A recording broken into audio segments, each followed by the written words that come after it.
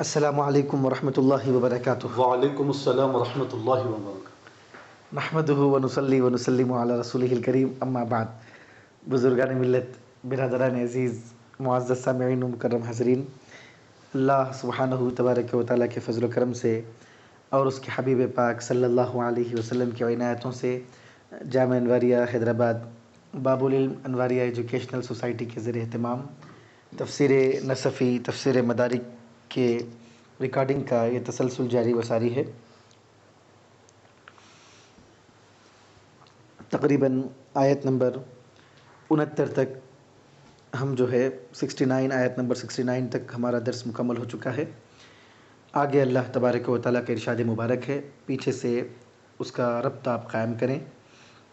اللہ تبارک و تعالیٰ نے ارشاد فرمایا، وما علمناہ الشعر وما ينبغی لہ، ہم نے اپنے حبیب پاک صلی اللہ علیہ وسلم کو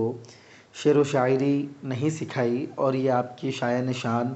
اور آپ کے منصب نبوت کے مطابق بھی نہیں ہے۔ ان ہوا الا ذکر و قرآن مبین، اور یہ جو کلام ہم نے اپنے حبیب کو عطا کیا ہے، یہ کلام ذکر ہے اور اس میں نصیحت کی باتیں ہیں، موعظت کی باتیں ہیں، مواعظ ہیں، اور یہ قرآن ہے جو واضح ہے اور روشن کتاب ہے، یہ ہم نے اپنے حبیب کو عطا فرمایا ہے۔ تو اللہ تعالیٰ نے اپنے حبیب پاک صلی اللہ علیہ وسلم کو یہ جو کلام عطا فرمایا ہے، اس کی وجہ کیا ہے؟ تو اللہ تعالیٰ اب آگے ارشاد فرما رہا ہے، اور یہاں سے ہمارے آج کے اس درس کا آغاز ہے۔ لِيُنذِرَ مَنْ كَانَ حَيًّا وَيَحِقَّ الْقَوْلُ عَلَى الْكَافِرِينَ، میں نے اپنے حبیب پر اس ذکر کو نازل کیا، اس قرآن کو نازل کیا، اس کی وجہ یہ ہے کہ لِيُنذِرَ، تاکہ آپ ڈرائیں، مَنْ كَانَ حَيًّا، اس آدمی کو جو زندہ ہو، وَيَحِقَّ الْقَوْلُ عَلَى الْكَافِرِينَ، اور تاکہ بات ثابت ہو جائے کافروں پر۔ تو تاکہ آپ ڈرائیں اس کو جو زندہ ہو، تو اب اس میں زندگی سے کیا مراد ہے، اور پھر بات ثابت ہو چکی ہے تو کون سی بات کافرین پر ثابت ہو چکی ہے؟ تو آئیے ہم تفسیر نصفی میں ان معانی کو سمجھیں گے۔ لِيُنذِرَ، علامہ نصفی فرماتے ہیں تاکہ قرآن ڈرائے۔ لِيُنذِرَ کا فاعل کون ہے؟ تو قرآن اس کا فاعل ہے، ایک یہ تفسیر ہے۔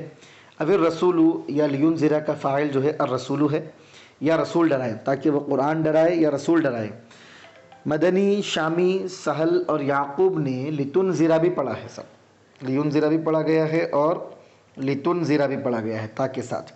تو واحد مذکر غائب کا صیغہ بھی پڑھا گیا ہے اور واحد مذکر حاضر کا صیغہ بھی پڑھا گیا ہے، لِتُنذِرَ۔ مدنی، شامی اور سہل اور یعقوب نے لِتُنذِرَ پڑھا ہے۔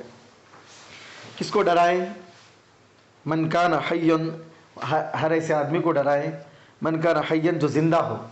زندہ ہو کا مطلب کیا ہے؟ سب عاقلا، زندہ ہو کا مطلب وہ عقل والا ہو، ہوش والا ہو، سمجھ بوجھ والا ہو، متأملا، اور غور و فکر کرنے والا ہو، تأمل کرنے والا ہو، تدبر کرنے والا ہو۔ ہر ایسا آدمی جس میں غور و فکر کی صلاحیت ہے اور جس میں اللہ تعالیٰ نے جس کو عقل دی ہے اور وہ اپنے عقل کو استعمال کرتا ہے، ہر ایسا آدمی مراد ہے حین سے۔ کیونکہ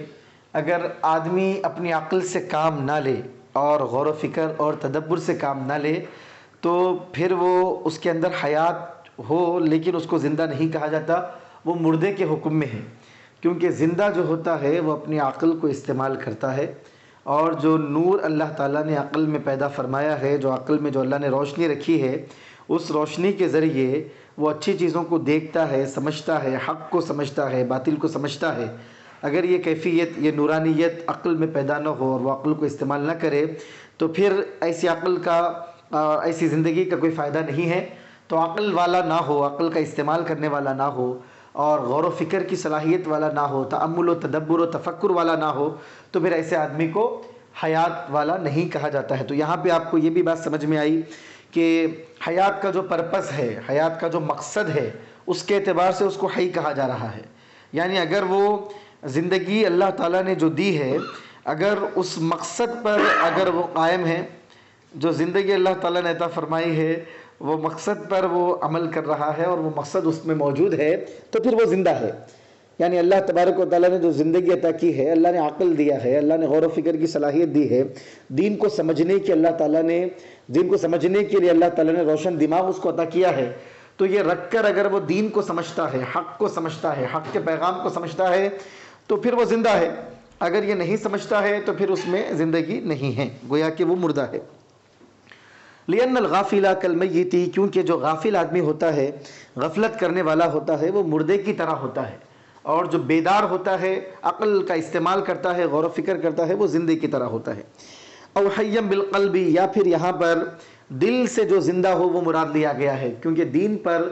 جو عمل کرتا ہے وہ دل سے اس کو زندہ کہا جاتا ہے، اس کا دل زندہ ہے جو دیندار ہوتا ہے اور دین پر عمل کرنے والا ہوتا ہے،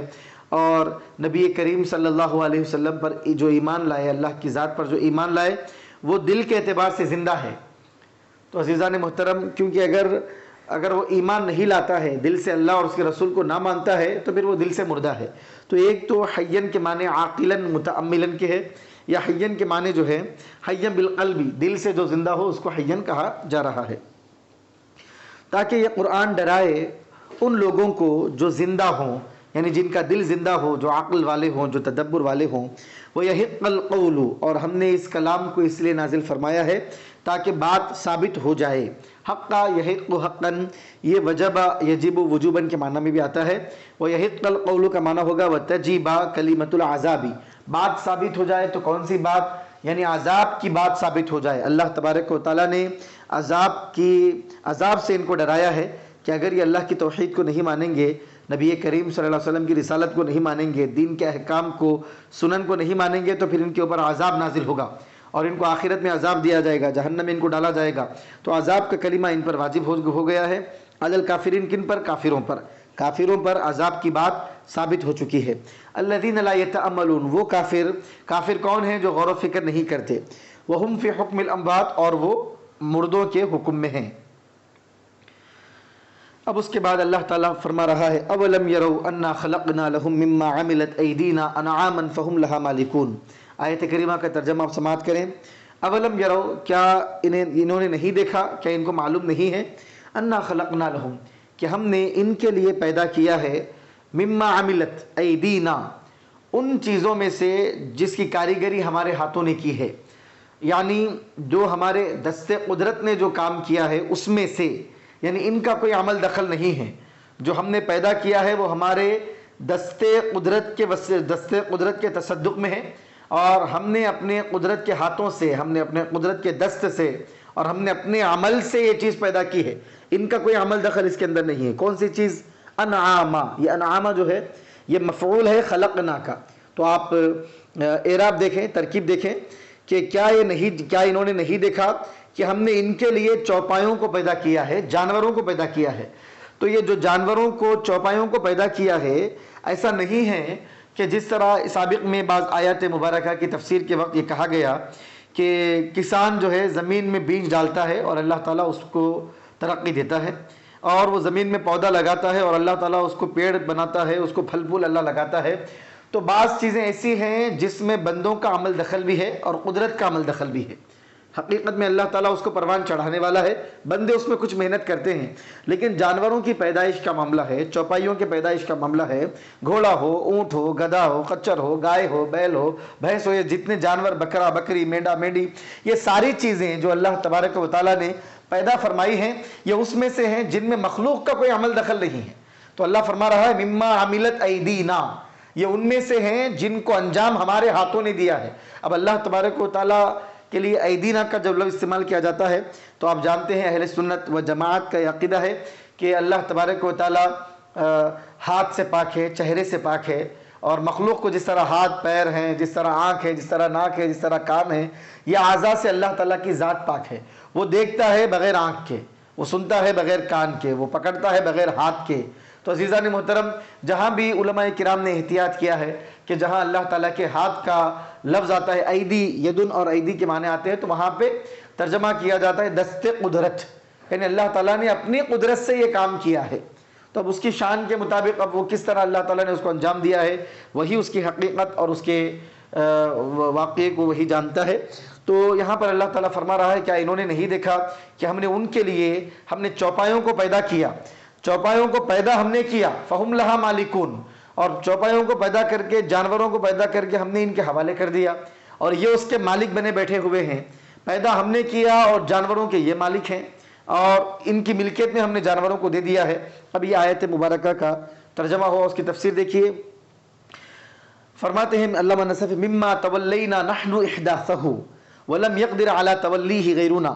یعنی یہ ان تخلیق کے ان چیزوں میں سے ہے اور تخلیق کے ان مظاہر میں سے ہے، ان کارناموں میں سے ہے، تخلیقی کارناموں میں سے کہ جس کی سرپرستی اور جس کے واحد تنہا صرف ہماری ذات ہی ہے، جو ہم نے ایجاد کیا ہے۔ ممن تولینا نحن احداثہ، ہم نے اس کے وجود کے ہم ہی والی ہیں، اس کے وجود کے ہم ہی سرپرست ہیں اور ہم ہی نے اس کو وجود بخشا ہے۔ احدثہ یحدث، احداث مانے وجود بخشنا، تو ہم ہی نے اس کو وجود بخشا ہے۔ ولم يقدر على تولیہ غیرنا، اور اس کو وجود دینے پر ہمارے علاوہ کسی اور نے قدرت نہیں رکھی، اور کوئی اور اس کی قدرت رکھ بھی نہیں سکتا، اور کوئی اور جانوروں کو پیدا بھی نہیں کر سکتا ہے۔ تو اللہ تعالیٰ ہی اس کا والی ہے، متولی ہے، اور اس کو پیدا کرنے والا ہے، اور اللہ تعالیٰ ہی اس کا مالک و خالق ہے۔ فہم لہا مالکون، تو یہ اس کے مالک بن گئے ہیں۔ ای خلقناہا لاجلہم، یعنی ہم نے ان جانوروں کو، چوپایوں کو پیدا کیا ہے لاجلہم، ان کی وجہ سے۔ فملکناہا ایہم، تو ہم نے ان جانوروں کا مالک بنا دیا ان لوگوں کو ہم نے جانوروں کا مالک بنا دیا۔ فہم متصرفون فیہا تصرف الملاکی، تو یہ لوگ جو ہے جن کو ہم نے مالک بنا دیا ہے، یہ جانوروں میں ایسے تصرف کرتے ہیں جس طرح جانوروں کے مالک تصرف کرتے ہیں، یعنی وہ اپنے آپ کو وہ مالک بن چکے ہیں، اور وہ مالکین کی طرح، ملاک، مالک کی جمع ملاک ہے، ملاک کی طرح، مالکوں کی طرح ان جانوروں میں تصرف کرتے ہیں۔ وہ جیسے چاہے اس کے ساتھ معاملہ کرتے ہیں، جس پر چاہے اس پر سواری کرتے ہیں، جس کو چاہے جو حلال جانور ہے اس کو کھاتے بھی ہیں اور بیچتے بھی ہیں، خرید و فروخت کا معاملہ بھی کرتے ہیں۔ تو مالکین اور ملاک جس طرح اپنے مال میں تصرف کرتے ہیں، وہ اس طرح جانوروں میں تصرف کر رہے ہیں۔ مختصون بالانتفاع بہا، پیدا ہم نے کیا، ہم نے ان کے حوالے کر دیا، تو اس سے جو بھی نفع آ رہا ہے، جو بھی فائدہ آ رہا ہے، وہ لوگ اس فائدے کے ساتھ خاص ہیں اور وہی اس کا فائدہ اٹھا رہے ہیں۔ اور فہم لہا غابطون قاہرون، یا پھر اللہ تعالیٰ یہ فرمانا چاہتا ہے کہ وہ اس کے مالک ہیں، کا مطلب ہے فہم لہا غابطون قاہرون، یعنی یہ لوگ غالب ہیں، اور یہی لوگ جو ہے اس کے اوپر غالب ہیں اور اس کے اوپر غلبہ رکھنے والے ہیں، اور یہی بندے ہیں جنہوں نے یعنی یہی بندے ہیں جو ان جانوروں کے اوپر غالب ہیں اور ان جانوروں کو کنٹرول کرنے والے ہیں، اور یہی بندوں کا یہ معاملہ ہے۔ تو عزیزان محترم، آپ اس چیز کو غور فرمائیں کہ اللہ تبارک و تعالیٰ اس آیہ مبارکہ میں یہ فرما رہا ہے کہ ہم نے جانوروں کو پیدا فرمایا ہے، ہم نے جانوروں کو پیدا فرمایا ہے، اور ہم ہی جانوروں کی ہم نے جانوروں کو پیدا فرمایا ہے، اور یہ صرف ہماری کاریگری ہے، اور ہم نے اپنے دست قدرت سے ان کو پیدا فرمایا ہے، اور اس میں مخلوق کا کوئی عمل دخل نہیں ہے، اور مخلوق کو ہم نے اس کا مالک بنا دیا ہے، اور وہ اس میں جیسے چاہے ویسا تصرف کرتے ہیں۔ اور فہم لہا ضابطون، یہ تو فہم لہا ضابطون و قاہرون کے معنی کیا ہوں گے؟ مالک کا مطلب ایک تو ملکیت ہے، یعنی وہ اس کے مالک بنے ہوئے ہیں، یا چونکہ ملکیت میں کنٹرول ہوتا ہے، غلبہ ہوتا ہے، مالک اپنے مملوک پر غالب ہوتا ہے، تو ضابطون کا مطلب غالب ہیں، اور قاہرون یہ ان کے اوپر اپنے قہر کا معاملہ کرتے ہیں، اور وہ جس طرح چاہتے ہیں ان کے ساتھ اس طرح معاملہ کرتے ہیں جانوروں کے ساتھ۔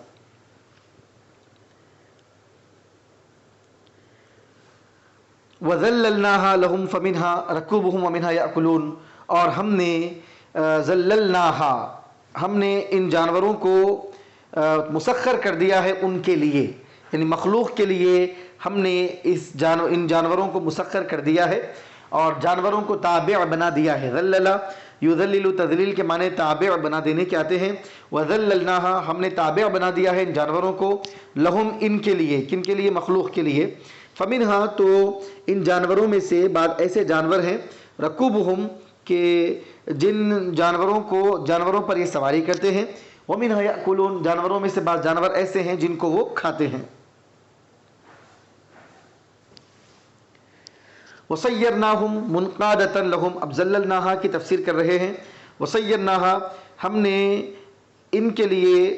ان جانوروں کو مطیع اور فرما بردار بنا دیا ہے۔ وَسَيَّرْنَاهَا، ہم نے بنا دیا ہے جانوروں کو، منقادۃ لہم، ان کے لیے مطیع و فرما بردار، یہ جس طرح چاہتے ہیں جانور ان کے کنٹرول میں اور ان کے زیر تصرف اور ان کے غلبے میں ہیں۔ وَإِلَّا فَمَنْ كَانَ يَقْدِرُ عَلَيْهَا لَوْلَا تَذْلِيلُهُ تَعَالَى وَتَسْخِيرُهُ لَهَا، اور فرماتے ہیں کہ اگر اللہ تبارک و تعالی جانوروں کو ان کے لیے مسخر نہ کر دیتا اور اللہ تعالیٰ جانوروں کو ان کے تابع نہ بنا دیتا تو کون ہے جو جانوروں پر طاقت رکھتا؟ وَإِلَّا وَگَرْنَا فَمَنْ كَانَ يَقْدِرُ عَلَيْهَا، کون ان جانوروں پر قدرت رکھتا؟ لولا تذلیلہ تعالی، اگر اللہ تبارک و تعالی ان جانوروں کو ان کے لیے مسخر نہ کرتا اور اللہ تبارک و تعالی ان جانوروں کو ان کے تابع نہ بناتا۔ اگر اللہ تعالیٰ کی تذلیل یعنی اللہ تعالیٰ کا مسخر کرنا اور اللہ کا تابع بنانا نہ ہوتا تو پھر کون اس کے اوپر قدرت رکھتا؟ لولا تذلیلہ میں ہو ضمیر اللہ کی طرف، تسخیرہ میں ہو ضمیر اللہ کی طرف، لہا میں ہا ضمیر جانوروں کی طرف۔ ولہذا الزم اللہ سبحانہ تعالی الراکب ان یشکر هذه النعمت، یہی وجہ ہے کہ اللہ تبارک و تعالیٰ نے سواری کرنے والے کے لیے اس بات کو لازم کر دیا کہ جب بھی وہ کسی جانور پر سواری کرے، کسی چوپائے پر سواری کرے تو وہ اللہ تبارک و تعالیٰ کا شکر ادا کرے اور اس کی تسبیح بیان کرے اس قول سے سبحان الذی سخر لنا ھذا وما كنا له مقرنین، پاک ہے وہ ذات جس نے اس جانور کو ہمارے تابع کر دیا ہے اور ہم اس کی طاقت اور قدرت نہیں رکھتے تھے، ہم اس کو مسخر نہیں کر سکتے تھے، اللہ تبارک و تعالیٰ نے اپنے کرم سے اس جانور کو ہمارے لیے مسخر فرما دیا ہے۔ فَمِنْهَا رَكُوبُهُمْ، تو انہی جانوروں میں سے رکوبہم وہ بھی ہیں جو جن پر یہ سواری کرتے ہیں، وَمِنْهَا مَا، ان میں سے وہ ہے ما یرکبو، جس پر ما یرکبو جس پر سواری کی جاتی ہے، جو ان کے مرکب ہیں، وَمِنْهَا يَأْكُلُونَ، اور ان میں سے بعض جانور وہ ہیں جس کو وہ کھاتے ہیں، یہ جو حلال جانور ہیں اس کو وہ کھاتے ہیں۔ أَيْ سَخَّرْنَاهَا لَهُمْ لِيَرْكَبُوا ظَهْرَهَا وَيَأْكُلُوا لَحْمَهَا، ہم نے جانوروں کو تابع بنا دیا ہے انسانوں کے تاکہ وہ اس کی پشت پر سواری کریں اور اس کے گوشت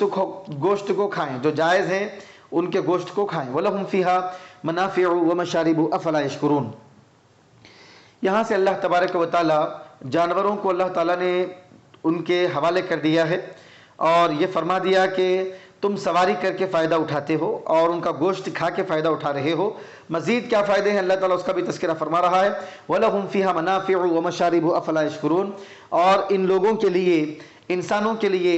اس میں منافع کئی منفعتیں ہیں، من الجلود والاوبار وغیر ذالک، جیسے جانوروں کے چمڑے ہیں اور اوباری گوبر وغیرہ ہے، مختلف قسموں میں اس کو استعمال کیا جاتا ہے اور فائدہ اس سے اٹھایا جاتا ہے، اور اس کے علاوہ بھی اور بھی چیزیں ہیں۔ وہ مشارب، اور پینے کے مقامات ہیں، ای من اللبن، یا پیے جیسی چیزیں ہیں، وہ چیزیں ہیں جن کو پیا جا سکتا ہے، جیسے کہ دودھ ہے، ان جانوروں سے وہ فائدہ اٹھاتے ہیں، ان کا دودھ پیتے ہیں۔ وہ جمع مشرب، مشرب کی جمع مشارب ہے، اور مشرب جو ہے یہ اس میں ظرف کا صیغہ بھی ہے، مصدر میمی بھی ہے، اگر اس میں ظرف کا صیغہ لیں گے تو موضع شرب، پینے کی جگہ مراد لی جائے گی، یا اگر آپ اس کو مصدر میمی کے معنی میں لیں گے تو پھر شرب کا ترجمہ آپ کو کرنا ہوگا۔ تو وہ موضع شرب ہے یا صرف پینا ہے، تو وَلَهُمْ فِيهَا مَنَافِعُ وَمَشَارِبُ، اور ان کے لیے اس میں کئی منفعتیں ہیں، اس کے چمڑے کے ذریعے بھی، جلد کے ذریعے بھی، اور ان کے گوبر وغیرہ یہ چیزوں میں بھی ان کے لیے منفعتیں ہیں، اور پینے کی بھی جو ہے منفعتیں ہیں، ان کا دودھ پی کر یہ نفع حاصل کرتے ہیں۔ افلا یشکرون، اللہ تبارک و تعالیٰ نے جانوروں کی صورت میں جو انعام سے اللہ تعالیٰ نے نوازا ہے، کیا یہ بندے اللہ تعالیٰ کا اس پر شکر نہیں ادا کرتے؟ افلا یشکرون، کیا یہ شکر نہیں ادا کرتے ہیں اللہ تعالیٰ کا علی انعام الانعامی، چوپایوں کے انعام پر۔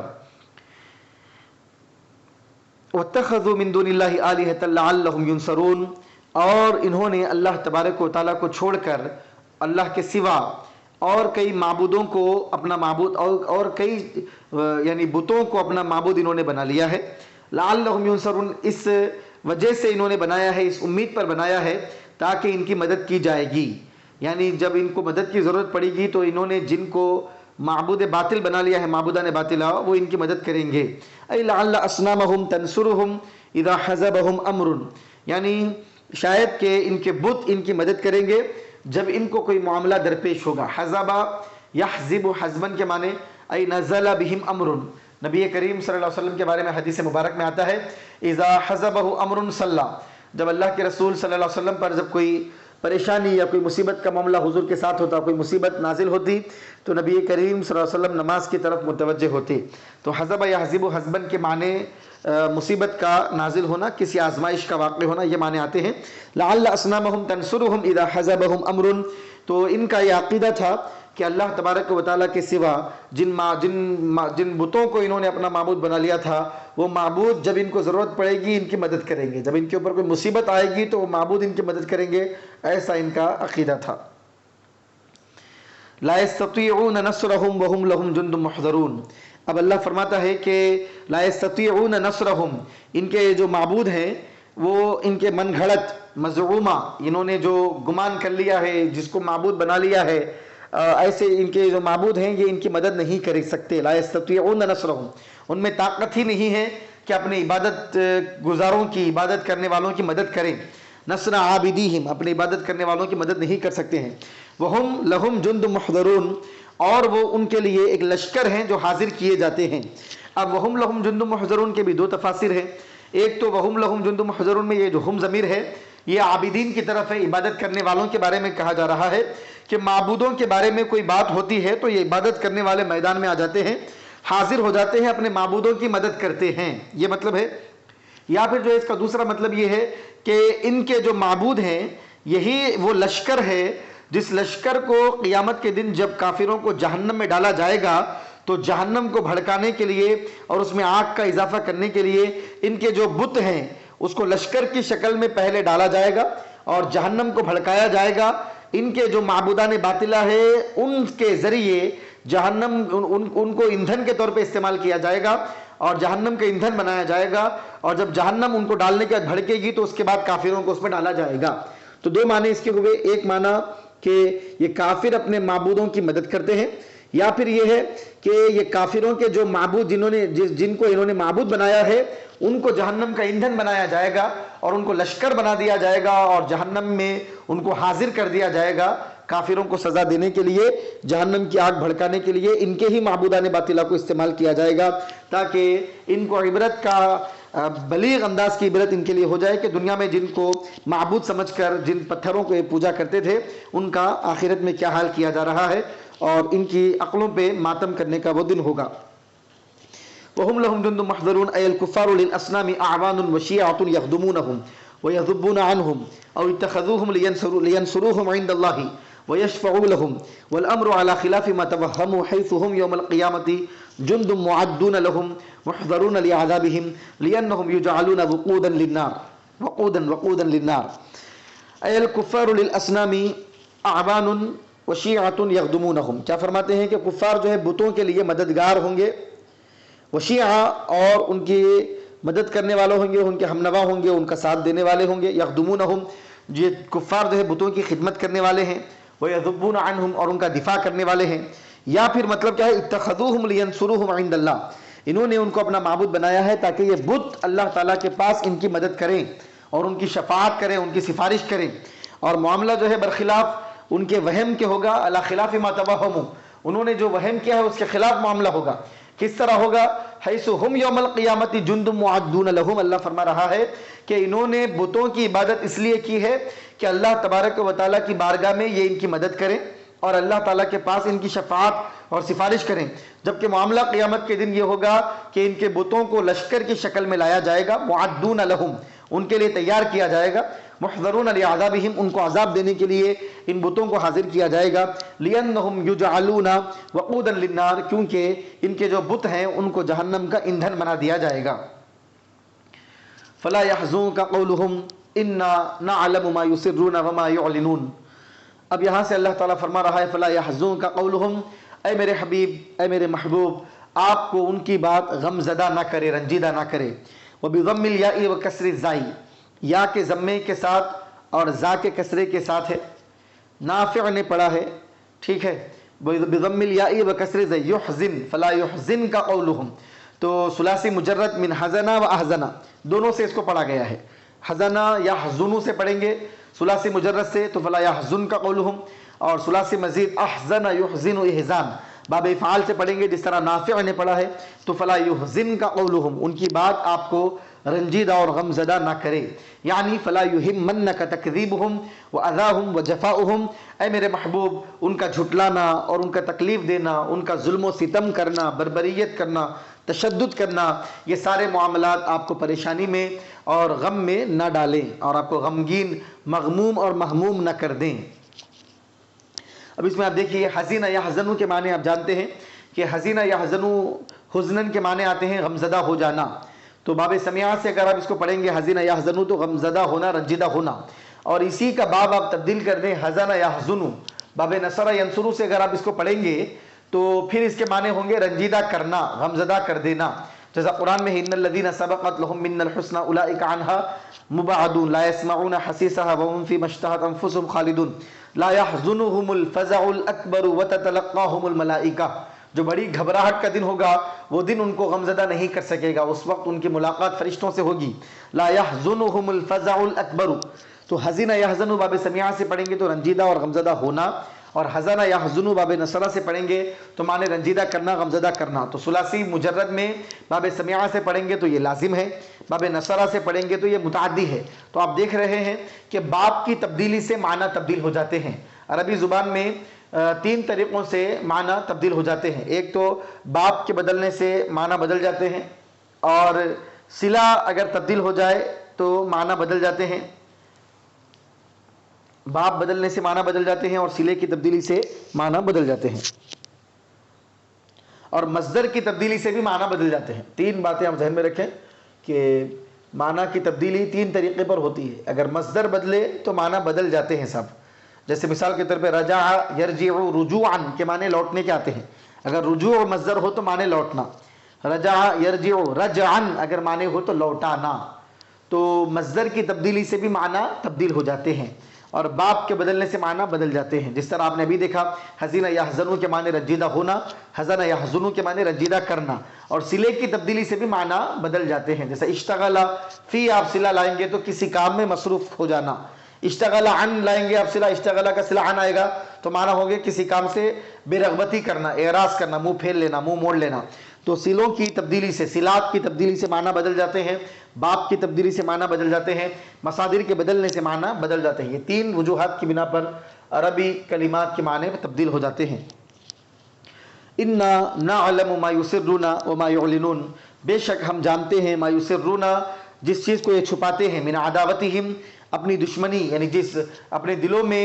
انا نعلم ما، بے شک ہم جانتے ہیں ما یسرون جو وہ چھپا رہے ہیں. کیا چیز چھپا رہے ہیں؟ من عداوتہم. اللہ فرما رہا ہے کہ کفار و مشرکین اپنے دلوں میں جو آپ کی دشمنی پال رہے ہیں اور اپنے دلوں میں جو آپ کی عداوت چھپا رہے ہیں، ہم ان کی عداوتوں کو جانتے ہیں. وما یعلنون، اور جس چیز کا یہ اعلان کر رہے ہیں ہم اس کو بھی جانتے ہیں. وَإِنَّا مُجَازُوهُمْ عَلَيْهِ، اور بے شک ہم ان کو ان کی عداوتوں کا اور ان کے چھپانے کا بھی بدلہ دیں گے، ان کے ظاہر کرنے کا بھی بدلہ دیں گے.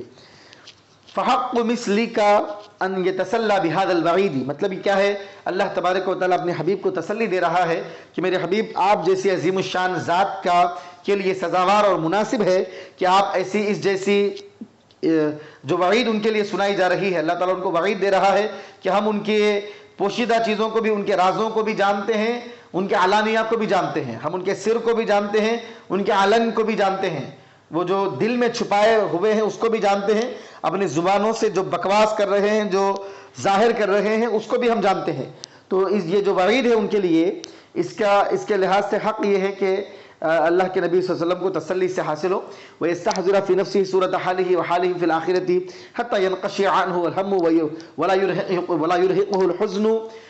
تو علامہ نصفی فرما رہے ہیں کہ اللہ کے پیارے حبیب پاک صلی اللہ علیہ وسلم اپنی جو صورت ہوگی، اپنا جو معاملہ قیامت کے دن ہوگا آخرت میں، اور ان کا جو معاملہ ہوگا اس کا استحضار کریں، اس کو اپنے ذہن میں لا لیں، یہاں تک کہ جو غم کی کیفیت حضور پاک صلی اللہ علیہ وسلم پر طاری ہوئی ہے وہ آپ سے ختم ہو جائے، یعنی اشیاء چھٹ جائے، یہاں تک کہ غم کی کیفیت نبی کریم صلی اللہ علیہ وسلم سے ختم ہو جائے. وَلَا يُرْهِقُهُ الْحُزْنُ، اور جو حزن ہے وہ آپ کو رنجیدہ اور غمزدہ نہ کرے. اب یہاں سے ایک بحث کر رہے ہیں اِنَّا نَعْلَمُ مَا يُسِرُّونَ وَمَا يُعْلِنُونَ کے بارے میں، کہ بعض لوگوں نے یہ دعویٰ کیا ہے، یہ گمان کیا ہے، وَمَنْ زَعَمَ أَنَّ مَنْ قَرَأَ أَنَّا نَعْلَمُ بِالْفَتْحِ فَسَدَتْ صَلَاتُهُ وَإِنِ اعْتَقَدَ مَعْنَاهُ كَفَرَ فَقَدْ اخْطَأَ. علامہ نصفی فرما رہے ہیں کہ جس کسی نے یہ گمان کیا ہے کہ جو بھی انا نعلم کو انا نعلم پڑھے گا، انا پڑھے گا، انا نہیں پڑھے گا بلکہ انا پڑھے گا فتح کے ساتھ، تو فسدت صلاته، اس کی نماز فاسد ہو جائے گی۔ وَإِنِ اعْتَقَدَ مَعْنَهُ كَفَرَ، اور اگر وہ اس کے معنی کا عقیدہ رکھے گا تو کافر بھی ہو جائے گا۔ تو جنہوں نے یہ بات کہی ہے کہ انا پڑھنے کی جگہ انا پڑھیں گے تو اگر نماز بھی باطل ہو جائے گی اور اعتقاد رکھے گا تو کافر ہو جائے گا۔ فقد اخطا، تو جس کسی نے یہ گمان کیا ہے اس کا گمان خطا پر مبنی ہے، اس سے غلطی ہو گئی ہے۔ فقد اخطا، اس نے غلطی کی ہے، جس کسی نے یہ دعویٰ کیا وہ غلط ہے اپنے دعوے میں۔ کیوں صاحب؟ تو فرماتے ہیں لِأَنَّهُ يُمْكِنُ حَمْلُهُ عَلَى حَذْفِ لَامِ التَّعْلِيلِ، کیونکہ یہاں پر لام تعلیل محذوف ہے، اس معنی پر اس کو محمول کرنا ممکن ہے۔ لِأَنَّهُ يُمْكِنُ، کیونکہ ممکن ہے، حملہ، اس کو محمول کر دینا لام تعلیل کے محذوف ہونے پر۔ یہاں پہ انا نعلم آپ پڑھیں گے تو شروع میں جو ہے لام کو آپ محذوف مان سکتے ہیں، لِأَنَّا نَعْلَمُ، کیونکہ ہم جانتے ہیں، یعنی یہ انا نعلم ما یسرون وما یعلنون کو آپ علت کے معنی میں لے سکتے ہیں۔ اللہ تعالیٰ فرما رہا ہے اپنے حبیب سے، اے میرے محبوب ان کی باتیں آپ کو غمزدہ نہ کرے، کیونکہ ہم جانتے ہیں ان کے راز کو بھی ہم جانتے ہیں اور ان کے اعلان کو بھی ہم جانتے ہیں۔ تو جب ہر چیز کا ہم کو علم ہے تو آپ کو رنجیدہ ہونے کی ضرورت کیا ہے؟ ہر چیز کا ہم بدلہ لیں گے ان سے، تو کیونکہ ہم جانتے ہیں اس وجہ سے آپ رنجیدہ نہ ہو، یہ تعلیل یہاں پر نکالی جا سکتی ہے۔ تو وہ کثیر فی القرآن، اور فرما رہے ہیں کہ قرآن کریم میں کئی مرتبہ ایسا ہوتا ہے کہ لام تعلیل محذوف ہو، لام محذوف ہوتا ہے تعلیل کا، اور اشعار میں بھی کئی مرتبہ ایسا ہوتا ہے۔ وفی کل کلام، اور ہر کلام میں، عربی زبان میں ہر کلام میں اس طرح ہوتا ہے، قرآن میں، شعر و شاعری میں، کلام میں اس انداز کی چیزیں ہوتی ہیں۔ وعلیہ تلبیۃ رسول اللہ صلی اللہ علیہ وسلم ان الحمد والنعمت لک، اور اسی بنیاد پر نبی کریم صلی اللہ علیہ وسلم کا جو تلبیہ ہے وہ بھی ہے جو حج کے موقع پہ پڑھا جاتا ہے، ان الحمد والنعمت لک، بے شک تعریف اور نعمت مولا تیرے لیے ہی ہے۔ کسر ابو حنیفہ وفتح الشافعی رحمہم اللہ علیہما وکلاہما تعلیل، کیونکہ اس میں امام اعظم ابو حنیفہ رضی اللہ تعالیٰ عنہ نے کسرہ دیا، ان الحمد پڑھا، اور امام شافعی نے ان الحمد پڑھا، اور دونوں کے دونوں میں تعلیل ہے، کیونکہ تعریف اور نعمت مولا تیرے لیے ہی ہے۔ لبیک اللہم لبیک لا شریک لک لبیک ان الحمد والنعمت لک، ان الحمد والنعمت لک، دونوں صورتوں میں جو ہے انا اور انا پڑھا گیا۔ کیوں انا اور انا پڑھا گیا؟ کیونکہ دونوں صورتوں میں تعلیل ہے، بے شک، کیونکہ ساری تعریف اور ساری نعمتیں تیرے لیے ہی ہیں، مولا تیری ہی طرف سے ہیں۔ فَإِن قُلْتَ إِن كَانَ الْمَفْتُوحُ بَدَلًا مِنْ قَوْلِهِمْ كَأَنَّهُ قِيلَ فَلَا يَحْزُنْكَ أَنَّا نَعْلَمُ مَا يُسِرُّونَ وَمَا يُعْلِنُونَ فَفَسَادُهُ ظَاهِرٌ۔ قلت هذا المعنى قائم مع المكسورة إذا جعلتها مفعولة للقول فقد تبين أن تعلق الحزن بكون الله عالما بكون الله عالما وعدم تعلقه لا يدوران على كسر إن وفتحها وإنما يدوران على تقديرك، فيفضل إن فتحت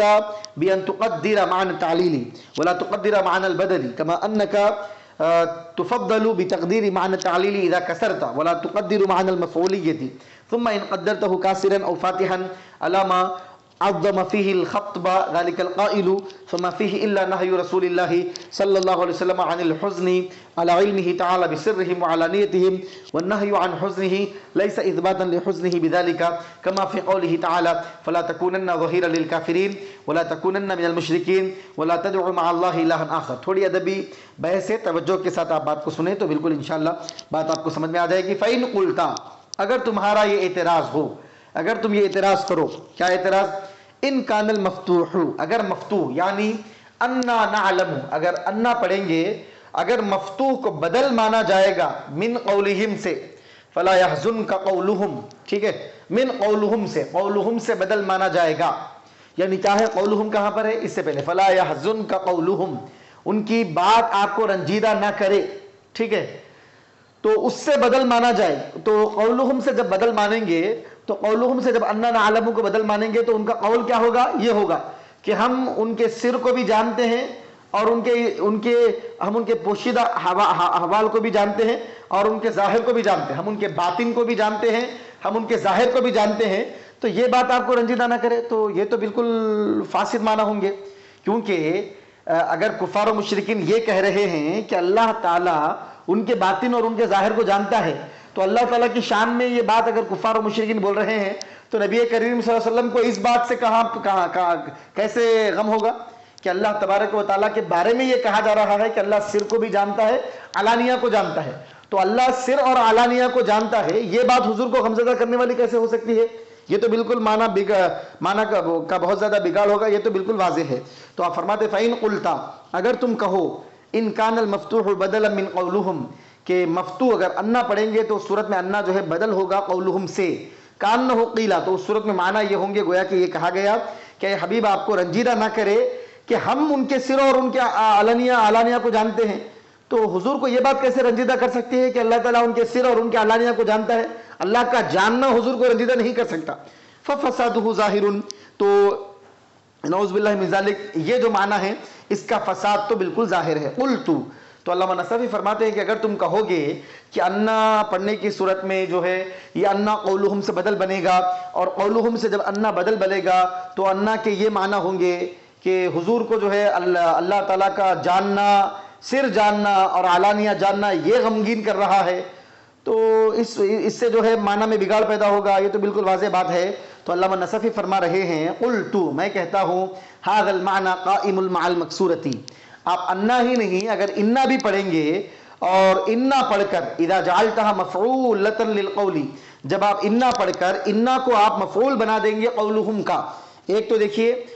اگر انا پڑھیں گے تو انا پڑھنے کی صورت میں اگر بدل بنائیں گے تو بھی وہی معنی کا بگاڑ آئے گا، وہی فساد آئے گا معنی میں. اگر آپ انا پڑھیں گے اور انا پڑھ کر قولہم کا مفعول بنائیں گے، مفعول بھی بنائیں گے اس کو، تو اس صورت میں بھی وہی بگاڑ آئے گا. علامہ نصفی فرما رہے ہیں کہ آپ جو یہ کہہ رہے ہیں کہ انا کو فتحہ کے ساتھ پڑھنے کی صورت میں یہ معنی کا بگاڑ آئے گا، انا پڑھنے کی صورت میں نہیں آئے گا، یہ غلط ہے صاحب.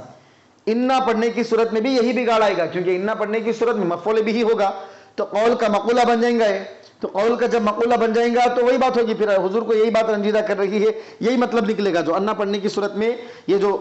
زائم ہیں، جو دعویٰ کرنے والے ہیں، ان کے مطابق علامہ نصفی ان کے لحاظ سے بات کر رہے ہیں کہ انہوں نے جو کہا کہ جو یہاں پر انا نعلم پڑھے گا تو اس کی نماز فاسد ہو جائے گی، کیونکہ اس صورت میں یہ بدل بنے گا، بدل بننے کی صورت میں یہ معنی ہوں گے، اس لیے اس کو انا پڑھنا ہوگا. تو علامہ نصفی فرماتے ہیں کہ انا پڑھنے کی صورت میں آپ جو معنی بتا رہے ہیں بدل بنا کر،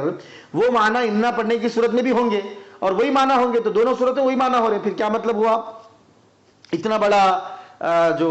دعویٰ کر دیے اور لوگوں کو جو ہے پریشان کر کے رکھ دیے، اس سے کیا فائدہ ہو رہا ہے؟ دونوں صورتیں وہی معنی ہے. فرما رہے قلت، تو میں نے کہا ھذا المعنى قائم مع المکسورتی، یہ جو معنی ہے معنی کا فساد یہ مکسورہ کے ساتھ بھی قائم ہے. انا نعلم پڑھیں گے تو بھی ہوگا. کیوں؟ اذا جعلتها مفعولۃ للقول، جب آپ اس کو قول کا مفعول بنائیں گے صاحب، ٹھیک ہے، مفعولۃ یا مقولۃ للقول بھی بول سکتے ہیں آپ، قول کا مقولہ بنے گا، مفعول بن جائیں گا اس صورت میں. فقط تبینہ، کیونکہ یہ بات واضح ہو چکی ہے. فقط تبینہ، تو علامہ نصفی فرما رہے ہیں یقیناً یہ بات واضح ہو چکی ہے کہ ان تعلق الحزن بکون اللہ عالما وعدم تعلقہ، یعنی اللہ تبارک و تعالی عالم ہے، اس سے حزن کا تعلق ہونا یا پھر اللہ کے عالم ہونے سے حزن کا تعلق نہ ہونا، بات یہی ہو رہی ہے کہ حضور پاک صلی اللہ علیہ وسلم کے حزن کا تعلق اللہ کے علم سے نہیں ہے. آپ مدعے کو سمجھیے، خصوصاً طلبہ توجہ سے اس بات کو ذہن میں رکھیں کہ حضور پاک صلی اللہ علیہ وسلم کے بارے میں اللہ نے فرمایا آپ کو ان کی یہ بات رنجیدہ نہ کرے، ان کی بات رنجیدہ نہ کرے. تو ان کی کون سی بات ہے؟ اللہ کا عالم ہونا، اللہ کا علم رکھنا، یہ بات حضور کو رنجیدہ کر رہی ہے. اصل مسئلہ یہ ہے. تو اللہ کے عالم ہونے سے حزن کا تعلق ہے یا نہیں ہے، اس بارے میں یہ واضح ہو چکا ہے. لا یدوران علی کسر انا و فتحہا، کہ یہ جو معنی ہیں، یہ معنی جو ہے انا کو کسرہ دیے تو آئیں گے، فتحہ دیا تو آئیں گے، فتحہ کسرہ پہ اس کا دار و مدار نہیں ہے. لا یدورانی، یہ معنی نہیں دائر ہے، نہیں پھر رہے ہیں انا اور فتح، انا کے کسرے اور انا کے فتحے پر، بلکہ وَإِنَّمَا يَدُورَانِ عَلَى تَقْدِيرِكَ، اس کا تعلق جو ہے آپ عبارت کو کس طرح مقدر مانیں گے، آپ عبارت کے معنی کس طرح لے رہے ہیں، اس بنیاد پر ہے. وہاں پہ انا کو زیر سے پڑھا جائے گا تو یہ معنی نکلیں گے, زبر سے پڑھا جائے تو یہ معنی نکلیں گے. تو انا پہ ڈیپینڈ نہیں ہے, یہ آپ کی تقدیر پہ ڈیپینڈ ہے کہ آپ عبارت کو کس طرح مقدر مانیں گے اور عبارت کو کیسے آپ جوڑیں گے, کس کو کس سے متعلق کریں گے, اس پہ ڈیپینڈ ہے. وَإِنَّمَا يَدُورَانِ عَلَىٰ تَقْدِيرِ کا, بلکہ اللہ تعالیٰ کے عالم ہونے سے حزن کا تعلق ہونا یا نہ ہونا, اس کا دار و مدار آپ کے عبارت کو مقدر ماننے پر, آپ کی تقدیر عبارت پر, یہاں پر آپ کیا مقدر مانیں گے, آپ کیا طے کریں گے, اس پر ہے. فَيُفَضَّلُ, تو مناسب یہ ہے, ان فتحتا, اگر آپ فتحہ دیں گے تو ایسی صورت میں اس بات کو ترجیح دی جاتی ہے بِأَن تُقَدِّرَ فَيُفَضَّلُ إِن فَتَحْتَ, تو اگر آپ فتحہ دیں گے تو اس صورت میں ترجیح اس بات کو دی جاتی ہے بِأَن تُقَدِّرَ معنی التعلیل, کہ آپ تعلیل کے معنی کو مقدر مانیں. یعنی آپ فتحہ جب دیں گے تو آپ بولیں گے وَلَا يَحْزُنْكَ قَوْلُهُمْ, اے میرے محبوب ان کی باتیں آپ کو رنجیدہ نہ کریں, غمزدہ نہ کریں, کیونکہ ہم ان کے سر اور ان کے علانیہ کو جانتے ہیں, ہم ہر چیز کو جانتے ہیں, ہم ہر چیز کا بدلہ دینے والے ہیں. تو کیونکہ جیسے ہی کہا جائے گا, یعنی تعلیل کے معنی جیسے ہی پیدا کیے جائیں گے مسئلہ ختم ہو جائے گا, وہ تعلق ہی نہیں رہیں گا. اللہ تعالیٰ کے عالم ہونے سے حضور کے حزن کا تعلق ہو رہا ہے یا نہیں ہو رہا ہے, یہ فلسفہ اور یہ مزعوم چیز جو ہے ختم ہی ہو جائے گی. کب ختم ہو جائے گی؟ تو فیفضل, یہ تو اس بات کو ترجیح دی جاتی ہے ان فتحتا, اگر آپ فتحہ دیں گے, انا کا انا پڑھیں گے, بِأَن تُقَدِّرَ, کہ آپ جو ہے مقدر معنی, معنی تعلیلی, تعلیل کے معنی کو یہاں پر مقدر معنی آپ. وَلَا تُقَدِّرُوا وَلَا تُقَدِّرَ معنی البدلی, آپ بدل کے معنی نہ نکالے. یہاں پر اصل معاملہ جو ہے آپ کی تقدیر پر ہے, آپ کیا اگلے جملے کو آپ پچھلے جملے سے کس طرح ریلیٹڈ کر رہے ہیں. سابقہ جملے کی تعلیل بنا رہے ہیں آپ یا سابقہ جملے سے بدل بنا رہے ہیں آپ. تو بدل بنائیں گے تو وہ فاسد معنی نکلیں گے, تو بدل مت بناؤ, آپ تعلیل کے معنی لو بنائیں. وَلَا تُقَدِّرَ معنی البدلی, آپ بدل کے معنی یہاں پر نہیں مانیں گے. قدر یقدر کے معنی ماننا, بِأَن تُقَدِّرَ معنی تعلیلی, تعلیل کے معنی آپ نکالیں گے, مانیں گے. وَلَا تُقَدِّرَ معنی البدلی, بدل کے معنی نہیں مانیں گے. کما أَنَّكَ تُفَضَّلُ, جس طرح کہ آپ کو یہ بات, اس بات کی ترجیح دی جاتی ہے آپ کے لیے بتقدیری معنی تعلیلی, کہ آپ کے لیے یہ مناسب سمجھا جاتا ہے کہ آپ جو ہے تعلیل کے معنی نکالیں گے. اذا کسرتا, جب آپ کسرہ دیں گے, آپ انا کو مکسور پڑھیں گے تو بھی تعلیل کے معنی نکالیں گے, اور انا مفتوح پڑھیں گے تو بھی تعلیل کے معنی نکالیں گے. وَلَا تُقَدِّرَ معنی المفعولیہ, ٹھیک ہے, یا وَلَا تُقَدِّرُوا معنی المفعولیتی, اور آپ مفعولیت کے معنی نہیں نکالیں گے. ٹھیک ہے, مفعولیت کے معنی کو نہیں مانیں گے, آپ یہاں پر بھی تعلیل کے معنی مانیں گے. تو خلاصہ کلام کیا ہوگی بات, وَلَا يَحْزُنْكَ قَوْلُهُمْ, اے حبیب ان کی بات, ان کا قول آپ کو رنجیدہ نہ کرے, کیونکہ ان کی ہر چیز کو ہم جانتے ہیں اور ہم ان کو بدلہ دینے والے ہیں. تو انا نعلم پڑھنے کی صورت میں بھی تعلیل کے معنی ہے, انا نعلم پڑھنے کی صورت میں بھی تعلیل کے معنی میں ہے. ایسا ہرگز نہیں ہے انا پڑھنے کی صورت میں وقولہم سے بدل ہے, بالکل نہیں. اور انا پڑھنے کی صورت میں قول کا مقولہ اور مفعول بھی ہے, یہ بھی نہیں. دونوں صورتوں میں کیا ہے صاحب, انا پڑھو یا انا پڑھو, لام جار یہاں پہ محذوف ہوگا اور یہ متعلق ہوگا. ثم ان قدرته كاسرا او فاتحا على ما عظم فيه الخطب ذلك القائل. اب علامہ نصفی فرماتے ہیں, پھر اب یہاں تک جو بات بولے انا اور انا پڑھنے کی صورت میں اور بدل کے معنی لینا یا تعلیل کے معنی آپ کو سمجھا دیے کہ تعلیل کے معنی لینا, انا پڑھنے کی صورت میں نہ بدل کے معنی لیں گے, انا پڑھنے کی صورت میں نہ مفعول کے معنی لیں گے, دونوں صورتوں میں جو ہے تعلیل کے معنی لیں گے. اب آپ اندازہ کریے تفاسیر پڑھنے کے لیے کس قدر عربی ادب کی مہارت کی ضرورت ہے, قواعد کی مہارت کی ضرورت ہے, جس کو معلوم ہی نہیں کہ بدل کیا ہے, مفعول بھی کیا ہے, مقولہ کیا ہے, ہاں تعلیل کے معنی کیا ہے, تو کیسے ان چیزوں کو سمجھے گا اور ان چیزوں کو جانے گا. تو آپ محنت کریں, قرآن کریم تفسیر پڑھنا چاہتے ہیں تو ادب پر محنت کریں, قواعد پر محنت کریں, تراکیب پر محنت کریں, اسی بنیاد پر جو ہے معانی کا تعین ہو رہا ہے. ثم ان قدرته كاسرا وفاتحا, پھر اگر آپ یہاں پر انا کو کسرہ دیں گے یا فتحہ دیں گے, ان قدرتہ, اگر آپ اس کو مانیں گے کاسرن, کسرہ والا مانیں گے یا فتحہ والا مانیں گے, یا تو انا پڑھیں گے یا انا پڑھیں گے, دونوں صورتیں کچھ بھی آپ پڑھو, کاسرن پڑھو یا فاتحن پڑھو, انا کو کسرہ دے کر آپ پڑھیں گے, تقدیری عبارت بنائیں گے, یا فتحہ دے کر بنائیں گے. علامہ عظمہ, اس بنیاد پر کہ علامہ عظمہ, جس بنیاد پر یہ اس قائل نے ذالک القائل بولے تو ومن زعما, جو بلکہ بولے تھے جس کی سے بعض لوگوں نے دعویٰ کیا, بلکہ زعما کا جو فاعل ہے یہ عظمہ کا فاعل بھی وہی ہے, ومن زعما ان من قرأ, جس کسی نے یہ گمان کیا کہ ومن زعما, اور جس کسی نے یہ دعویٰ کیا کہ جو انا نعلم پڑھے گا اس کی نماز فاسد ہو جائے گی, اسی کے طرف یہ اشارہ ہے عظمہ کا بھی. تو اگر آپ اس کو کسرے کے ساتھ پڑھیں گے یا فتح کے ساتھ پڑھیں گے، اور جس مسئلے کو اس قائل نے انتہائی گمبھیر مسئلہ، بڑا مسئلہ بنا دیا ہے، عظمہ یعظم، تعظیم بڑا کر دینا، الخطبہ معاملے کو سنگین معاملہ بنا دیا ہے، الخطبہ مفعول مقدم ہی ہے، ذالک القائل، اس قائل نے انا پڑھنے کے معاملے کو جو بہت بڑا بنا دیا ہے، گمبھیر مسئلہ بنا دیا ہے، خطرناک مسئلہ بنا دیا ہے، اس معاملے میں بحث یہ نہیں ہے فما فیہ الا نہی رسول اللہ صلی اللہ علیہ وسلم، یہاں پر صرف یہ بات ہے کہ اللہ کے رسول صلی اللہ علیہ وسلم کو رنجیدہ ہونے اور غمزدہ ہونے سے روکا جا رہا ہے، علی علمہ تعالی بسرہم وعلانیتہم، ٹھیک ہے؟ تو فرماتے ہیں فما فیہ الا نہی رسول اللہ صلی اللہ علیہ وسلم عن الحزن علی علمہ تعالی بسرہم وعلانیتہم، کہ اللہ تبارک و تعالیٰ ان کے سر اور ان کے علانیہ کو اللہ تعالیٰ جانتا ہے، اس بنیاد پر آپ کو رنج نہ ہو، اس پر حضور کو منع ہی کیا جا رہا ہے نا۔ اب ایک بات دیکھیے کہ اگر مان بھی لیا جائے کہ یہاں پہ وہی معنی ہو رہی، کیا معنی ہو رہی؟ کہ اللہ تبارک و تعالیٰ کا ان کے سر اور ان کے علانیہ کو جاننا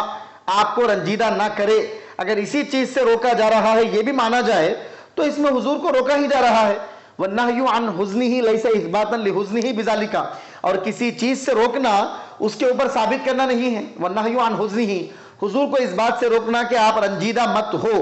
لَيْسَ إِثْبَاتًا، تو یہ ثابت کرنا تو نہیں ہے لِحُزْنِهِ بِذَلِكَ کہ حضور اس کے اوپر رنجیدہ تھے اس لیے اللہ تعالیٰ فرما رہا ہے کہ اب رنجیدہ مت ہو۔ تو آپ دیکھیے علامہ نصفی علی تنزل بولتے، یہ معنی مراد نہیں لینا چاہیے، علامہ نصفی نے شروع میں جو بات کہی وہی بات زیادہ مناسب ہے کہ یہاں پہ تعلیل کے معنی مراد لیے جائے اور اس معنی کو اس معنی سے نہ جوڑا جائے، لیکن علی سبیل تنزل کہتے ہیں اس کو، مخالف کی بات کو بھی مان کر دیکھا جائے کہ آپ جیسا بول رہے ہیں اس طرح مانا بھی جائے۔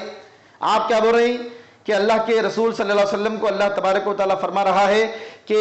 ان کے سر کو جاننے اور علن کو جاننے کی بات آپ کو رنجیدہ نہ کرے،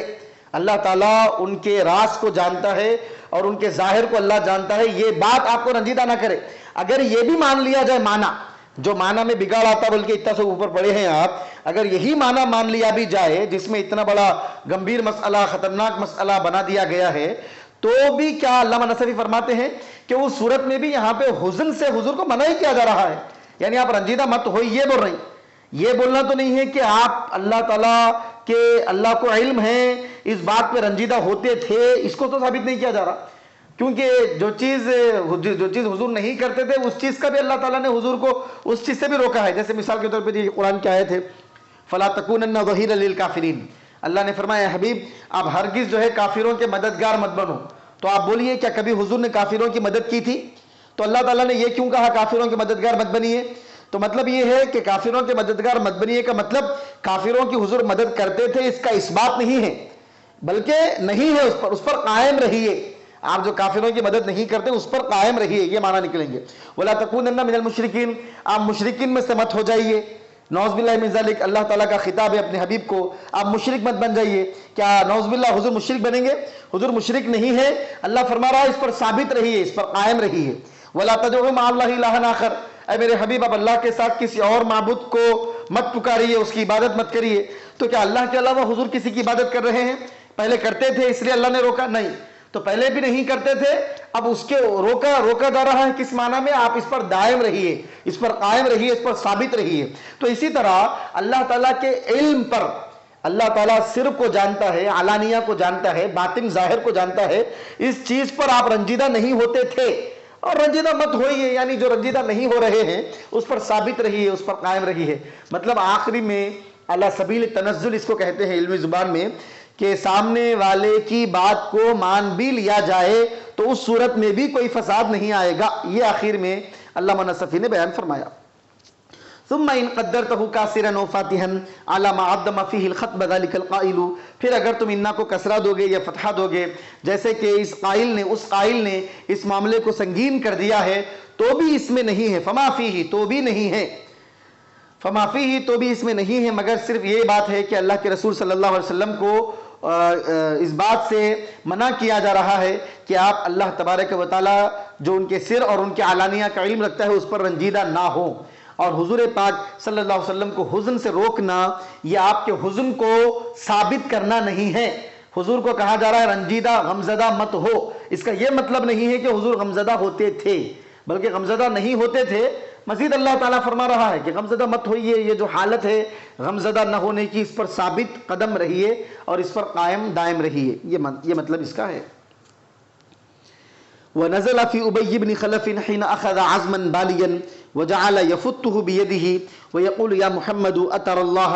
يُحْيِي هَذَا بَعْدَمَا رَمَّى فَقَالَ رسول الله صلى الله عليه وسلم نعم ويبعثك ويدخلك جهنم أولم ير الإنسان أنا خلقناه من نطفة فإذا هو خصيم مبين من نطفة مذرة خارجة من الإحليل الذي هو قناة النجاسة فإذا هو خصيم مبين بين الخصومة أي فهو على مهانة أصله ودناءة أوله يتصدى لمخاصمة ربه وينكر قدرته على إحياء الميت بعدما رمت عظامه ثم يكون خصامه في ألزم وصف له وألصقه به وهو كونه منشأ من موات وهو ينكر إنشاءه من موات وهو غاية المكابرة۔ اب اللہ تبارک و تعالی یہاں سے فرما رہا ہے اولم یر الانسان انا خلقناہ من نطفۃ فاذا هو خصیم مبین، کیا انسان نے نہیں دیکھا کہ ہم نے اس کو ایک نطفے سے پیدا کیا ہے، فاذا هو خصیم مبین، اور وہ کھلم کھلا سرکشی کے ساتھ جھگڑا کر رہا ہے، اناد کے ساتھ۔ اب اس کی تفسیر علامہ نصفی رحمۃ اللہ علیہ اس کی تفسیر میں فرماتے ہیں وَنَزَلَ، یہ آیہ مبارکہ ابی بن خلف جو منافق ہے اس کے بارے میں یہ آیت نازل ہوئی، حین اخذ، ابی بن خلف کے بارے میں یہ آیت نازل ہوئی، حین اخذ عزما بالیا، اس مشرک کے بارے میں، کافر کے بارے میں یہ آیت مبارکہ نازل ہوئی کہ جس وقت اس نے ایک بوسیدہ ہڈی کو پکڑا، وجعل یفتہ بیدہ، اور اپنے ہاتھوں سے جو ہے اس کو ریزہ ریزہ کرنے لگا، ٹکڑے ٹکڑے کرنے لگا، چور چور کرنے لگا، ہڈی کو پکڑا، ہڈی کو ٹکڑے کرنے لگا، چورا چورا کرنے لگا، ریزہ ریزہ اس کا بنانے لگا، فتہ یفتہ فتن، ریزہ ریزہ کر دینا،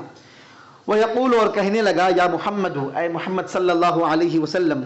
اَتَرَى اللَّهَ، کیا آپ اللہ تبارک و تعالیٰ کے بارے میں آپ یہ کہتے ہیں، کیا آپ سمجھتے ہیں یحیی ھذا بعدما رمّا، کہ اللہ تعالیٰ اس کے بوسیدہ ہونے کے بعد اللہ تعالیٰ اس میں زندگی دے گا؟ فقال رسول اللہ صلی اللہ علیہ وسلم، تو اللہ کے رسول صلی اللہ علیہ وسلم نے فرمایا نعم وَيَبْعَثُكَ وَيُدْخِلُكَ جَهَنَّمَ، ہاں ضرور اللہ تعالیٰ اس کو زندگی عطا فرمائے گا بوسیدہ ہونے کے بعد، اور تجھ کو اللہ تعالیٰ پھر مرنے کے بعد اللہ تعالیٰ تجھے دوبارہ زندہ کرے گا، دوبارہ قبر سے اٹھائے گا اور تجھ کو جہنم میں اللہ تعالیٰ داخل فرمائے گا۔ یہ اللہ کے پیارے حبیب پاک صلی اللہ علیہ وسلم نے ارشاد فرمایا۔ تو اس پر اللہ تبارک و تعالیٰ نے یہ آیت کریمہ نازل فرمائی اولم یر الانسان انا خلقناہ من نطفۃ، کیا انسان نے نہیں دیکھا کہ ہم اس کو نطفے سے پیدا کرتے ہیں، یعنی ہم اس کو جو مادہ منویہ ہے اس پانی سے ہم اس کو پیدا کرتے ہیں، کیا انسان نہیں دیکھتا؟ دیکھیں آپ اللہ کے پیارے حبیب پاک صلی اللہ علیہ وسلم نے جب جواب عنایت فرمایا تو اللہ تعالیٰ نے اس آیہ مبارکہ کو اللہ تعالیٰ نے نازل فرمایا اور فرمایا کیا انسان نے نہیں دیکھا، بے شک ہم نے اس کو نطفے سے، یعنی ہم اس کو نطفے سے پیدا کرتے ہیں، مذرۃ، ذرے سے پیدا کرتے ہیں، پانی کے ذرے سے ہم اس کو، منی کے ذرے سے ہم اس کو پیدا کرتے ہیں، خارجۃ من الاحلیل،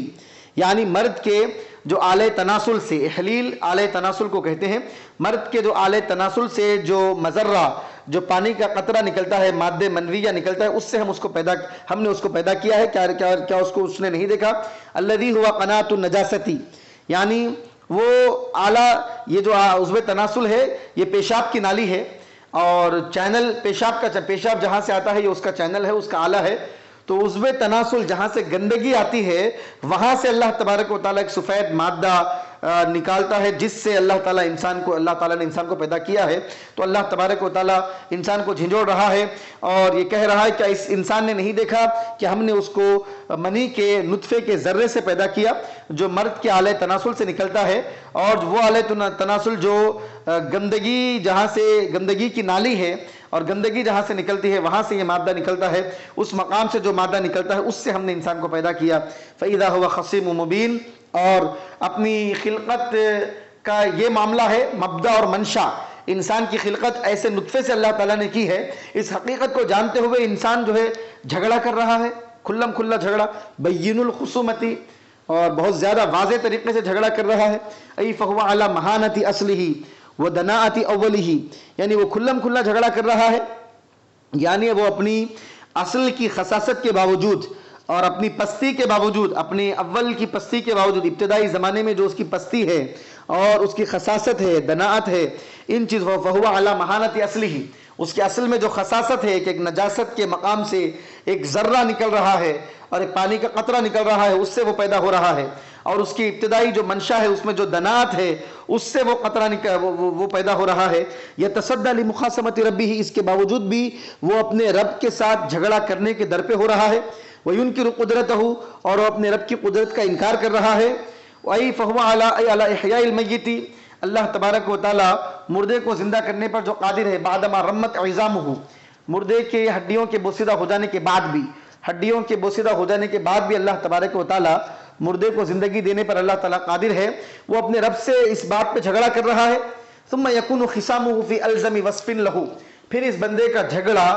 فی الزم وصف لہ مسلسل ہو رہا ہے، یعنی صفت بن چکی ہے، اس کی لازمی صفت بن چکی ہے، یعنی یہ جھگڑے کو لازم ہو چکا ہے، مسلسل جھگڑے پہ جھگڑا کرتے ہی جا رہا ہے۔ وَأَلْصَقِهِ بِهِ، اور اس کے ساتھ یہ چمٹ گیا ہے، یعنی ایسا جھگڑا کرنے والا ہے جو اس کے ساتھ چمٹ گیا ہے۔ وَأَلْصَقِهِ بِهِ وَهُوَ كَوْنُهُ مَنْشَأً مِّن مَّوَاتٍ، اور یہ بولنا یہاں پر مقصود ہے کہ اللہ تبارک و تعالیٰ نے انسان کو مردے چیز سے، اللہ تعالیٰ نے بے جان چیز سے جان اللہ نے پیدا فرمائی ہے، تو وہ مرد کی عضو تناسل اور آلہ تناسل اور احلیل سے نکلنے والا وہ قطرہ جو بے جان ہو، اس سے اللہ تبارک و تعالیٰ نے نشو و نما انسان کی پیدا کی ہے۔ وَهُوَ إِنْ يُنْكِرُ إِنْشَاءَهُ مِن مَّوَاتٍ، تو بے جان سے اللہ تعالیٰ نے جان پیدا کی ہے، تو جو جان ختم ہو چکی ہے پھر اس جان کو اللہ تعالیٰ زندہ نہیں کر سکتا۔ وَهُوَ يُنْكِرُ، یہ انسان انکار کر رہا ہے، انشاءہ اللہ تعالیٰ کے پیدا کرنے کا، من موات، مردے کو پھر دوبارہ زندگی دینے کا انکار ہے۔ اب توجہ کریں کہ یہاں پر اس بات کو سمجھایا جا رہا ہے کہ وہ خدا جو بے جان پانی کے قطرے سے جان دے سکتا ہے، تو وہ خدا جو بے جان قطرے سے جان دے سکتا ہے، وہ مردہ کو زندہ کیوں نہیں کر سکتا؟ وہ تو بدرجہ اولا مردہ چیز کو دوبارہ زندگی عطا فرما سکتا ہے۔ وَهُوَ غَایَةُ الْمُکَابَرَةِ، اب علامہ نصفی فرماتے ہیں کہ یہ تکبر کی انتہا ہے اور حق بات کو نہ ماننا۔ کابرہ یکابر، مکابرہ کہتے ہیں کہ تکبر کرتے ہوئے حق بات سے انکار کرنا، یہ مکابرہ ہے۔ غایت المکابرہ، حق بات سے انکار کرنے کی یہ انتہا ہے۔ تو عزیزان محترم پھر ایک مرتبہ اس کا ترجمہ دیکھ لیں۔ اولم یر الانسان انا خلقناہ من نطفۃ فاذا هو خصیم مبین، کیا انسان نے نہیں دیکھا کہ ہم نے اس کو نطفے سے، منی کے قطرے سے پیدا کیے جو مرد کے حلیل اور عضو تناسل سے نکلتا ہے، اور جو عضو تناسل نجاست اور گندگی کے نکلنے کی نالی ہے۔ فاذا هو خصیم مبین، اپنی خلقت اور اپنی نشو و نما کہ اس خصاصت کے باوجود کہ انسان کی پیدائش مادے سے، منی کے قطرے سے ہوئی، اس کے باوجود بھی انسان اپنی مرنے کے بعد اٹھائے جانے پر جھگڑا کر رہا ہے، یہ کس قدر تعجب کی بات ہے۔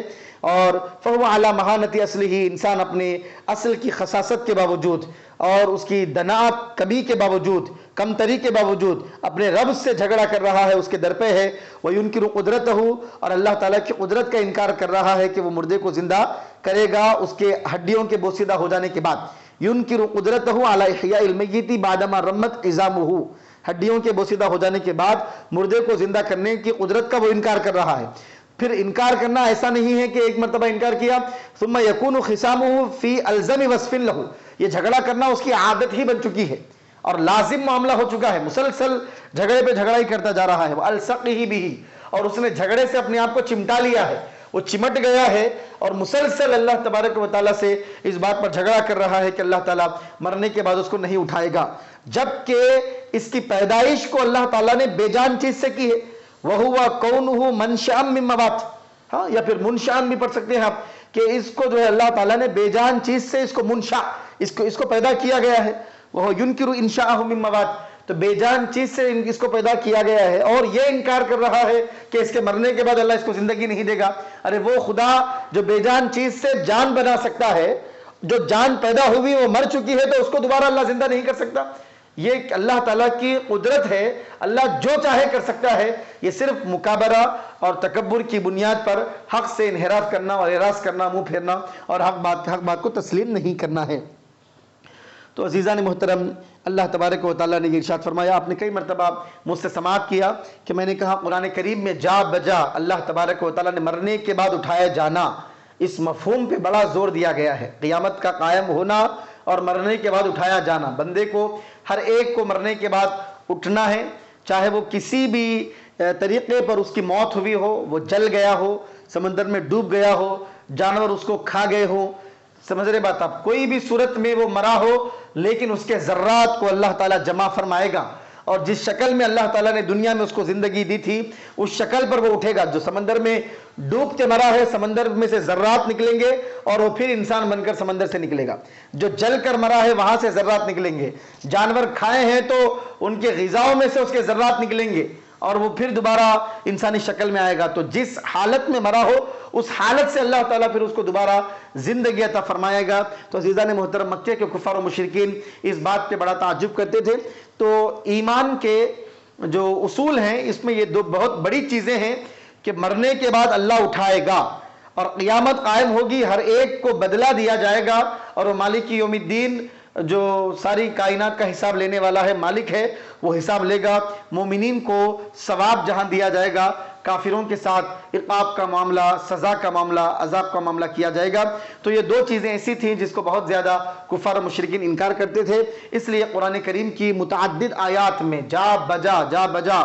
آپ دیکھتے جائیں قرآن کریم کی تفاسیر کو، ہر جگہ مرنے کے بعد اٹھائے جانا، اس پر اللہ تعالیٰ نے دلائل قائم کیے ہیں، اور کفار و مشرکین کا طرح طرح سے اللہ تعالیٰ نے جواب دیا ہے کہ جو خدا اس زمین و آسمان کو پیدا کرنے پہ قادر ہے وہ تم کو دوبارہ پیدا نہیں کر سکتا؟ کئی آیاتوں میں آپ نے سنا، جو سورج و چاند کو بنانے پہ قادر ہے، کیا وہ دوبارہ تم کو نہیں پیدا کر سکتا؟ یعنی ہر چیز سے اللہ تعالیٰ نے توجہ کو مبذول کرائی اس بات کی طرف کہ تم کو دوبارہ زندہ ہونا ہے، اور یہ جو زندگی ہے یہ ختم ہونے والی نہیں ہے۔ ایسا نہیں ہے کہ آدمی ایک مرتبہ مر گیا اور قصہ اس کا ختم ہو گیا اور زندگی اس کی ختم ہو گئی، اور دنیا میں اس نے جو گل کھلائے ہیں، جو ظلم کیا ہے، جو کفر کیا ہے، جو شرک کیا ہے، جو گناہوں میں ڈوبا رہا ہے، اور اس کا کوئی حساب و کتاب نہیں ہوگا، یہ ختم ہو جائے گا، یہ ایسا معاملہ نہیں ہے۔ تو عزیزان محترم، اس کو توجہ سے سمجھیں، اللہ سے دعا ہے مولا جو کچھ قرآن کریم کی تفسیر ہم نے سماعت کی ہے اس کو سمجھنے اور دوسروں تک پہنچانے کی توفیق عطا فرما۔ وآخر دعوانا ان الحمد للہ رب العالمین وما علینا الا البلاغ۔